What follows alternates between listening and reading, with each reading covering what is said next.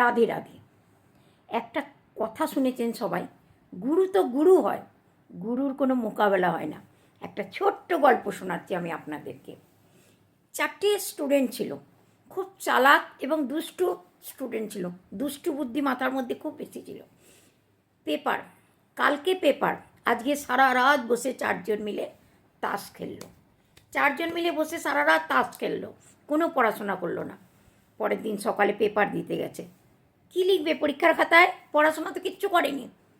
3জন মিলে গিয়ে নিজেদের জামা কাপড়ে সব নোংরা টোংরা লাগিয়ে নিয়ে প্রিন্সিপাল স্যারের রুমে গেলেন। গিয়ে বলল, স্যার আমরা কালকে রাত্রিরে খুব বড় মুসিবতে ফেসে গিয়েছিলাম। কি হয়েছিল? আমরা হোস্টেলে থাকি যেখানে, সেখানে পাশে একজন খুব অনেক অসুস্থ হয়ে গিয়েছিল। তাকে নিয়ে আমরা হসপিটাল গিয়েছিলাম, গিয়ে তাকে হসপিটালে অ্যাডমিট করেছি, ডাক্তার দেখিয়েছি। তারপরে আমরা 4জন মিলে ফেরত আসছিলাম, রাস্তায় পাঞ্চার হয়ে গিয়েছিল আমাদের গাড়ি। রাস্তায় আমাদের কার পাঞ্চার হয়ে গিয়েছিলো। আমরা সেই কারকে ধাক্কা মারতে মারতে কোনো রকমে আমরা হোস্টেলে এসে পৌঁছেছি সকালবেলায়। এবার আমরা কি করে পরীক্ষা দেবো? আমাদের তো কোনো তৈয়ারি হয়নি। প্রিন্সিপাল স্যার বললেন, কথাটা তো সত্যি কথা, ভাবার কথা। তোমরা 4জন যখন পড়াশোনা করোনি, তাহলে কি করে পরীক্ষা দেবে?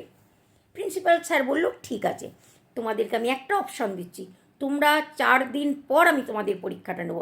এই 4 দিন তোমরা কিন্তু মন দিয়ে পড়াশোনা করো, গিয়ে 4 দিন পর আমি তোমাদের পরীক্ষা নেব। 4জনে খুব খুশি হয়ে গেল।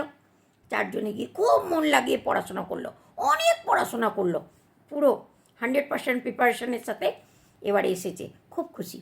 প্রিন্সিপাল স্যার বলল, একটা শর্ত, তোমাদের যে পরীক্ষা নেব 4জনকে 4টে রুমে বসানো হবে এবং তোমাদেরকে সির্ফ 2টোই কোশ্চেন দেবো।